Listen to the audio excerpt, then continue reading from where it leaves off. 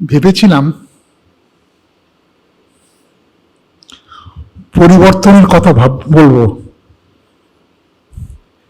কিন্তু ঠিক করলাম বলবো না।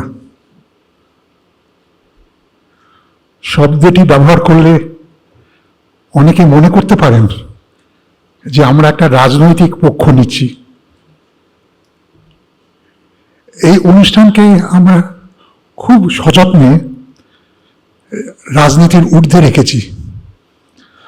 আমার এক সহকর্মী ভাষায় বলা যেতে পারে এক মঞ্চ সব পক্ষ। তবে এটা তো ঠিক, রাজ্যে একটা বিশাল পরিবর্তন এসেছে,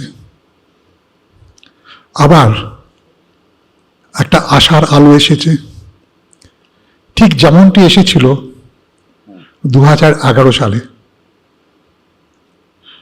আজ আমরা উদযাপন করছি বাঙালির সেই পরিবর্তনের স্পৃহাকে।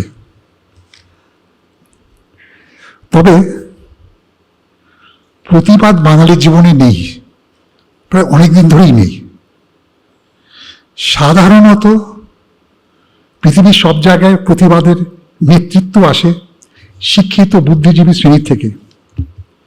সাধারণত এরা হন প্রতিষ্ঠান বিরোধী, আদর্শ যাই থাক।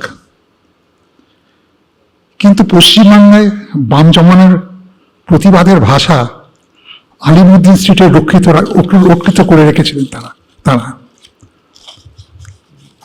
আবার তৃণমূলের সময় এরা প্রায় সবাই তৃণমূলপন্থী হয়ে যান।